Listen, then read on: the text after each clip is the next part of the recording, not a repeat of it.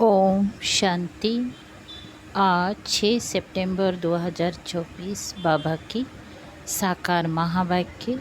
बाबा के ही मीठे बच्चे, तुम्हारी यह पढ़ाई सोर्स ऑफ इनकम है। इस पढ़ाई से 21 जन्मों के लिए कमाई का प्रबंध हो जाता है। प्रश्न है, मुक्तिधाम में जाना कमाई है या घाटा? उत्तर, भक्तों के लिए यह भी कमाई है, क्योंकि आधा कल्प से शांति शांति मांगते आए हैं। बहुत मेहनत के बाद भी शांति नहीं मिली। अब बाप द्वारा शांति मिलती है, अर्थात मुक्तिधाम में जाते हैं, तो यह भी आधा कल्प की मेहनत का फल हुआ। इसीलिए इसे भी कमाई कहेंगे, घाटा नहीं। तुम बच्चे तो जीवन मुक्ति में जाने का पुरुषार्थ करते हो। तुम्हारी बुद्धि में अभी सारे वर्ल्ड की हिस्ट्री ज्योग्राफी नाच रही है। ओम शांति। मीठे मीठे रूहानी बच्चों को रूहानी बाप ने ये तो समझाया है कि रूह ही सब कुछ समझती है। इस समय तुम बच्चों को रूहानी दुनिया में बाप ले जाते हैं। उनको कहा जाता है रूहानी देवी दुनिया। इसको कहा जाता है जिस्मानी दुनिया, मनुष्यों की दुनिया। बच्चे समझते हैं देवी दुनिया थी, वो देवी मनुष्यों की पवित्र दुनिया थी। अभी मनुष्य अपवित्र है, इसीलिए उन देवताओं का गायन पूजन करते हैं। ये स्मृति है कि बरोबर पहले झाड़ में एक ही धर्म होगा। विराट रूप में झाड़ पर भी समझाना है। इस झाड़ का बीज रूप ऊपर में है। झाड़ का बीज है बाप, फिर जैसा बीज वैसा फल अर्थात पत्ते निकलते हैं। ये भी वंडर है ना, कितनी छोटी चीज़ कितना फल देती है, कितना उनका रूप बदलता जाता है। इस मनुष्य सृष्टि रूपी झाड़ को कोई नहीं जानता। इसको कहा जाता है कल्प वृक्ष। इसका बस गीता में ही वर्णन है। सब जानते हैं गीता ही नंबर 1 धर्मशास्त्र है। शास्त्र भी नंबरवार तो होते हैं ना। कैसे नंबरवार धर्मों की स्थापना होती है, यह भी सिर्फ तुम ही समझते हो, और कोई में भी यह ज्ञान होता नहीं।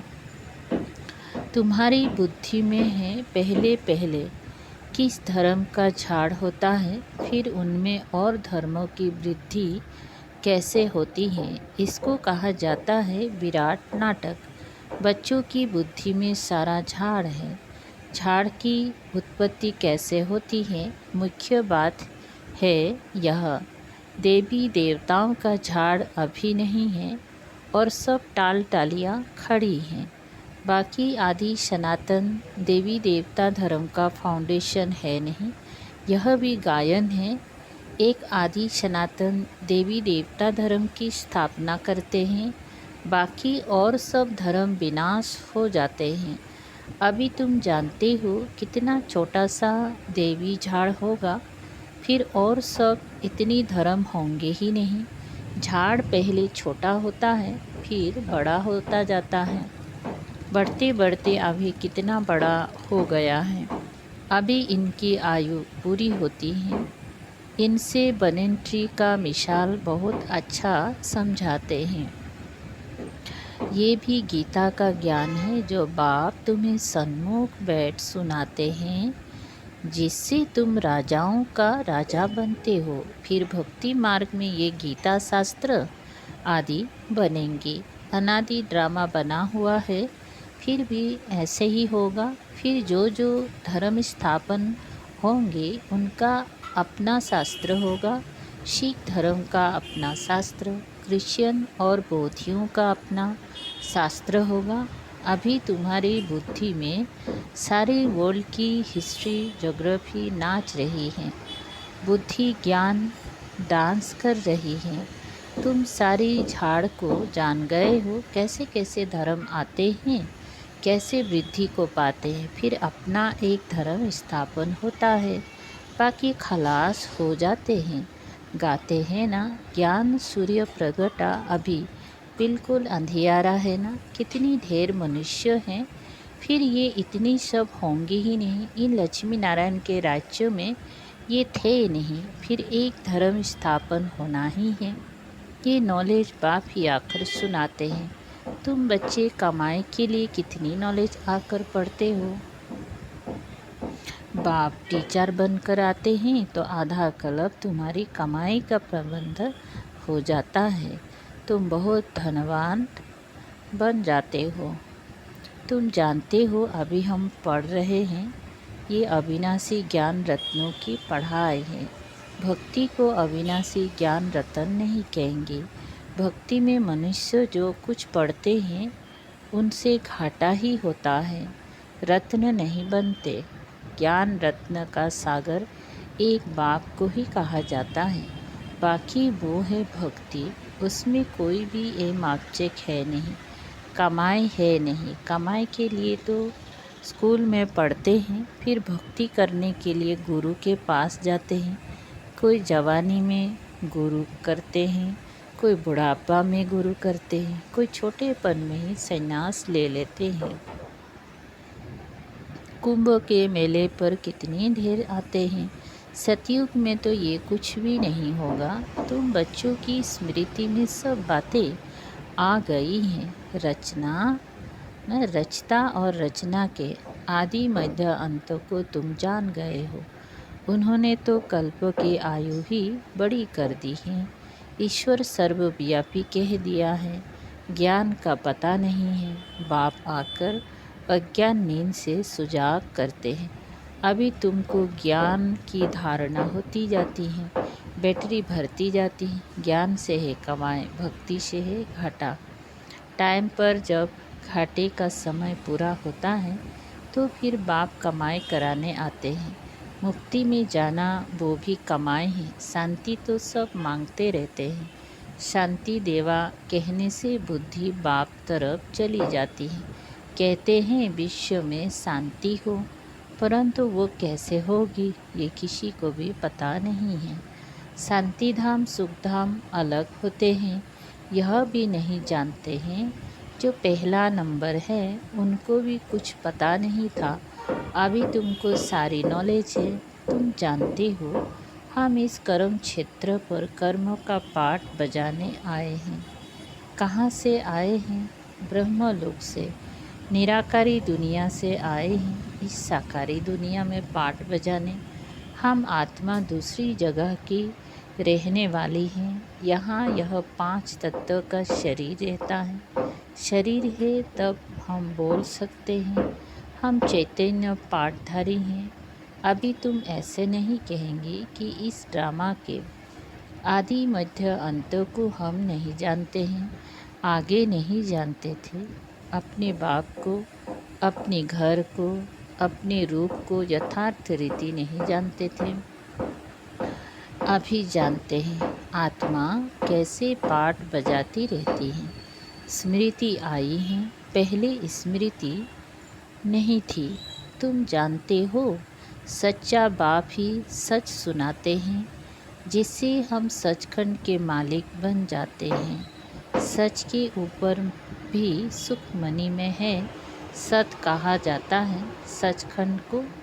देवताएं सब सच बोलने वाले होते हैं। सच सिखलाने वाला है बाप।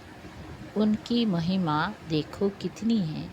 गाई हुई महिमा तुमको काम में आती है। शिव बाबा की महिमा करते हैं। वही झाड़ के आदि मध्य अंतों को जानते हैं। सच बाप सुनाते हैं तो तुम बच्चे सच्चे बन जाते हो। सचखंड भी बन जाता है। भारत सचखंड था नंबर 1। ऊँचते ऊँच तीर्थ भी यह है, क्योंकि सर्व की सद्गति करने वाला बाप भारत में ही आते हैं। एक धर्म की स्थापना होती है, बाकी सबका विनाश हो जाता है। बाप ने समझाया है सूक्ष्म वतन में कुछ है नहीं। ये सब साक्षात्कार होते हैं। भक्ति मार्ग में भी साक्षात्कार होता है।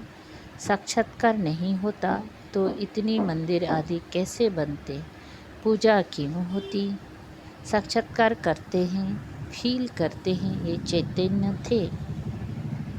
बाप समझाते हैं भक्ति मार्ग में जो कुछ मंदिर आदि बनते हैं, जो तुम सुना देखा है, वो सब रिपीट होगा, चक्र फिरता ही रहता है। ज्ञान और भक्ति का खेल बना हुआ है। हमेशा कहते हैं ज्ञान भक्ति बैराग, परंतु डिटेल कुछ नहीं जानते हैं। बाप बैठ समझाते हैं ज्ञान है दिन, भक्ति है रात, बैराग है रात का, फिर दिन होता है। भक्ति में है दुख, इसलिए उसका बैराग। सुख का तो बैराग नहीं कहेंगे। सैनास आदि भी दुख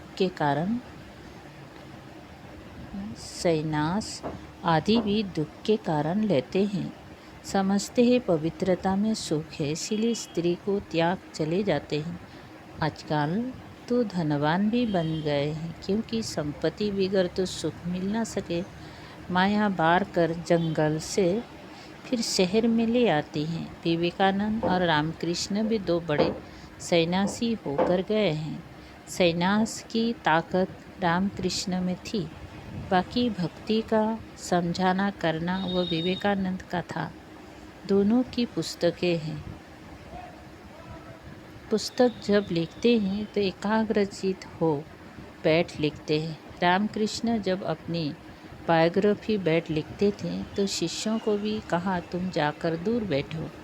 था बहुत तीखा कड़ा सन्यासी, नाम भी बहुत है। बाप ऐसे नहीं कहते कि स्त्री को माँ कहो, बाप तो कहते उनको भी आत्मा समझो। आत्माएं तो सब भाई भाई हैं। सन्यासियों की बात अलग है। उसने स्त्री को माँ समझा, माँ की बैठ बढ़ाई की है। ये ज्ञान का रास्ता है। बैराग की बात अलग है। बैराग्यों में आकर स्त्री को माँ समझा। माता अक्षर में क्रिमिनल आय नहीं होगी, बहन में भी क्रिमिनल दृष्टि जा सकती है, माता में कभी खराब ख्याल नहीं आएगी। बाप की बच्ची में भी क्रिमिनल दृष्टि जा सकती है, माँ में कभी नहीं जाएगी। सन्यासी स्त्री को माँ समझने लगा। इसके लिए ऐसे नहीं कहते कि दुनिया कैसे चलेगी, पैदाइश कैसे होगी। वो तो एक को बैराग आया, माँ कह दिया। उनकी महिमा देखो कितनी है। यहाँ बहन भाई कहने से भी बहुतों की दृष्टि जाती है। इसीलिए बाबा कहते हैं भाई भाई समझो। ये है ज्ञान की बात, वो है एक की बात। यहाँ तो प्रजापिता ब्रह्मा की संतान ढेर बहन भाई बहन है ना। बाप बैठ सब बातें समझाते हैं। ये भी तो शास्त्र आदि पढ़ा हुआ है। वो धर्म ही अलग है। निर्वृत्ति मार्ग का सिर्फ पुरुषों के लिए है। वो है हद का बैराग। तुमको तो सारे बेहद की दुनिया से बैराग है। संगम पर ही बाप आकर तुम्हें बेहद की बातें समझाते हैं। अभी इस पुरानी दुनिया से बैराग करना है। ये बहुत पतित छी दुनिया है। यहाँ शरीर पावन हो ना सके। आत्मा को नया शरीर सतयुग में ही मिल सकता है। भल यहाँ आत्मा पवित्र नहीं बनती है, परंतु शरीर फिर भी अपवित्र रहता है जब तक कर्मातीत अवस्था हो। सोने में खाद पड़ती है तो जेवर भी खाद वाला बनता है। खाद निकल जाए तो जेवर भी सच्चा बनेगा। इन लक्ष्मी नारायण की आत्मा और शरीर दोनों सतो प्रधान है। तुम्हारी आत्मा और शरीर दोनों ही तमो प्रधान काले हैं। आत्मा काम चिता पर मिलता है। बाप कहते हैं फिर हम आकर सांवरे से गोरा बनाते हैं। ये ज्ञान की सारी बात है, बाकी पानी आदि की बात नहीं। सब काम चिता पर बैठ पतित बन पड़े, इसलिए राखी बंधवाई जाती है कि पावन बनने की प्रतिज्ञा करो। बाप कहते हैं हम आत्माओं से बात करते हैं। मैं आत्माओं का बाप हूँ, जिसको तुम याद करते आए हो। बाबा आओ, हमको सुखधाम में ले चलो, दुख हरो। कलयुग में होते हैं अपार दुख। बाप समझाते हैं तुम काम चिता पर बैठ काले तमो प्रधान हो गए हो। अब मैं आया हूँ काम चिता से उतर ज्ञान चिता पर बिठाने के लिए। अब पवित्र बन स्वर्ग में चलना है। बाप को याद करना है। बाप कोशिश करते हैं बाबा के पास युगल आते हैं, एक को कोशिश होती है, दूसरे को नहीं होती। पुरुष ने फट से कह दिया, हम इस अंतिम जन्म में पवित्र रहेंगे, काम चिता पर नहीं चढ़ेंगे। ऐसे नहीं कि निश्चय हो गया।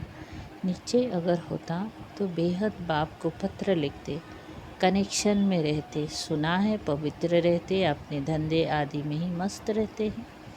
बाप की याद ही कहाँ है। ऐसे बाप को तो बहुत याद करना चाहिए। स्त्री पुरुष का आपस में कितना प्यार होता है, पति को कितना याद करती हैं। बेहद के बाप को तो सबसे जास्ती याद करना चाहिए। गायन भी है ना, प्यार करो चाहे ठुकराओ, हम हाथ कभी नहीं छोड़ेंगे। ऐसे नहीं यहाँ आकर रहना है, वो तो फिर सन्यास हो गया। घर बार छोड़ यहाँ आकर रहें। तुमको तो कहा जाता है गृहस्थ व्यवहार में रहते पवित्र बनो। ये पहले तो भट्टी बननी थी जिससे इतने तैयार हो निकले। उनका भी बहुत अच्छा वृत्तांत है। जो बाप का बनकर अंदर यज्ञ में रह कर के रूहानी सर्विस नहीं करते, वो जाकर दास दासिया बनते हैं। फिर पिछाड़ी में नंबरवार पुरुषार्थानुसार ताज मिल जाते हैं। उन्हों का भी घराना होता है, प्रजा में नहीं आ सकते। कोई बाहर का आए अंदर वाला नहीं बन सकता। वल्लभाचार्य बाहर वालों को कभी अंदर आने नहीं देते। ये सब समझने की बातें हैं। ज्ञान है सेकंड का। फिर बाप को ज्ञान का सागर क्यों कहा जाता? समझाते ही रहते हैं, पिछाड़ी तक समझाते ही रहेंगी। जब राजधानी स्थापन हो जाएंगी, तुम कर्मातीत अवस्था में आ जाएंगी, फिर ज्ञान पूरा हो जाएगा। है सेकंड की बात, परंतु फिर समझाना पड़ता है। हद के बाप से हद का वर्षा, बेहद का बाप विश्व का मालिक बना देते हैं। तुम सुखधाम में जाएंगी तो बाकी सब शांति धाम में चले जाएंगे। वहाँ तो है ही सुख ही सुख। ये तो खातिरी है, बाप आए हैं, हम नई दुनिया के मालिक बन रहे हैं। राजयुग की पढ़ाई से अच्छा मीठे मीठे सिकलधे बच्चों प्रति माता पिता बाप दादा का याद प्यार, गुड मॉर्निंग, याद प्यार और गुड मॉर्निंग। रूहानी बाप की रूहानी बच्चों को नमस्ते। हम रूहानी बच्चों की रूहानी बाप दादा को याद प्यार, गुड मॉर्निंग और नमस्ते। नमस्ते, शुक्रिया बाबा, थैंक यू। सार है एक, इस पति छीछी दुनिया से बेहद का वैराग रख आत्मा को पावन बनाने का पूरा पुरुषार्थ करना है। एक, बाप की ही कोशिश में रहना है। 2, ज्ञान की धारणा से अपनी बैटरी भरनी है। ज्ञान रत्नों से स्वयं को धनवान बनाना है। अभी कमाई का समय है, इसलिए घाटे से बचना है। वरदान, ज्ञान रत्नों को धारण कर व्यर्थों को समाप्त करने वाले होली हंस भवो। विस्तार, होली हंस की 2 विशेषताएं, एक है ज्ञान रत्न चुगना और दूसरा निर्णय शक्ति द्वारा दूध और पानी को अलग करना। दूध और पानी का अर्थ है समर्थ और व्यर्थों का निर्णय। व्यर्थों को पानी के समान कहते हैं और समर्थों को दूध समान। तो व्यर्थों को समाप्त करना अर्थात होली हंस बनना। हर समय बुद्धि में ज्ञान रत्न चलते रहे, मनन चलता रहे तो ज्ञान तो रत्नों से भरपूर हो जाएंगे। स्लोगन, सदा अपने श्रेष्ठ पोजीशन में स्थित रहे। अपोजिशन को समाप्त करने वाले ही विजयी आत्मा है। अच्छा, अव्यक्त इशारे, इच्छा मात्र अविद्या की स्थिति का अनुभव करो और कराओ। 6 नंबर, इच्छा मात्र अविद्या अर्थात संपूर्ण शक्तिशाली बीज रूप स्थिति। जब मास्टर बीज रूप बनते हो तब पत्तों को प्राप्ति करा सकते हो। अनेक भक्त आत्मा रूपी पत्ते जो सूख गए हैं, मुरझा गए हैं, उनको फिर से अपने बीज रूप स्थिति द्वारा शक्तियों का दान व सर्व प्राप्तियां कराने के लिए आपकी इच्छा मात्र अविद्या स्थिति चाहिए। ओम